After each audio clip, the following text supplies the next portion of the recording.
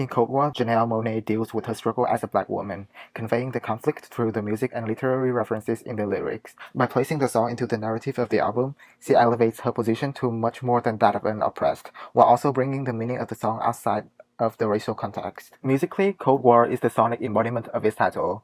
The song opens with a short intro with just a bass line and an organ melody consisting mostly of half notes, creating an illusion that the song is mid-tempo until the verse sets in with the drums, revealing the true tempo of 163 beats per minute. Meanwhile, the song structure models the extended duration of a Cold War. After 2 rounds of verses and choruses, the song goes into the bridge. However, instead of following the typical A-B-A-B-C-B structure, it has another verse and chorus, which is followed by a guitar solo, ad-lib, and finally an outro. Another special feature about the song is that it constantly modulates between the keys of F minor and B flat minor. Since these are neighboring keys sharing 6 out of 7 notes in their scales, the key changes are almost imperceptible. This key change supplements the question raised in the chorus. Do you know what you're fighting for? Don't fight the player, fight the game. Fight for your equality. Looking at the lyrics, you can see the similarities between the song and the novel Invisible Man by Ralph Ellison. Both narrators are orators who evoke people to stand up and fight. More notably, in the second verse, Janelle Monáe makes a reference to the decision to retreat underground of Invisible Man to seclude from the institutions that have manipulated him for their own benefit. While these details suggest that the song is about racial tension, while putting the song into the context of the album The Arch Android, we can see the conflict described here covers a broader scale than that. Partly inspired by the 1927 film Metropolis, The Arch Android involves the fictional tale of Cindy Mayweather, a messianic android sent back in time to free the citizens of Metropolis from the Great Divide, a secret society that uses time travel to suppress freedom and love. Janelle Monáe's alter ego Cindy Mayweather is an android, meaning she belongs to a minority, which Monáe describes as the other. This is an intention to not confine the song in the boundaries of the racial minorities, but extends it to cover any minorities. Furthermore, her alter egos also takes the role of the story's protagonist, the mediator between the minority and the majority. This role is most noticeable in the bridge of the song, where the first 2 lines are a request to a higher power, that they bring freedom to the oppressed and grant the strong their grace. The next 2 lines are addressed to the weak, asking them to unite, and most importantly, have faith in love.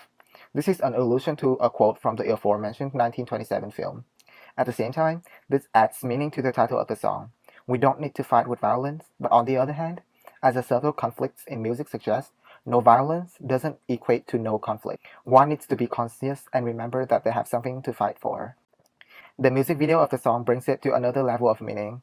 This unaltered only take of the video features Monáe against a black wall emoting and reacting as the song progresses. As simple as it is, we can see that her intention is to get into the character of her alter ego. She wears lipstick with the same color as her skin tone to appear inhuman, like an android whose appearance lacks color variety because her exterior is made from the same material. However, at the 1 minute and 36 second mark, she breaks character when the lyrics come to the line, "I was made to believe there's something wrong with me." She has a breakdown and eventually sheds a tear. The use of close-up shots, the singer emoting against the black wall, and a single tear harken back to the Sinead O'Connor 1990 music video, "Nothing Compares to You." However, unlike the tear in "Nothing Compares to You," which is the tear for a singular you, the tear in Cold War is a result from the weight of that line, a tear for herself, the Janelle Monáe Robinson. This tear made everybody else in the filming crew start to cry, and probably at least some of us too. We see Monáe struggling with her emotions and crying, and as our mirror neuron triggers, we do the same thing. Monáe once shared, "I feel like all of us, whether in the majority or the minority, felt like the other at some point." The large demographic that can relate to the lyrics might have been the primary cause to such impact, but it is just a standing cause, because her tear, the secondary cause, is the triggering cause. The year is 2010. America's having its first black president, and Janelle Monáe released the song Cold War, concerning the conflict between the minorities and the majorities. Flash forward. The year is 2015. It's halfway through the second term in office of the said president. And Monáe herself released How You Talk About, a protest song listing the names of various African American people who have died in encounters with law enforcement or racial violence, and implores listeners to say the names of the deceased. Is this a juxtaposition proving that the war has become a hot war? Not entirely. The 2 songs share one message.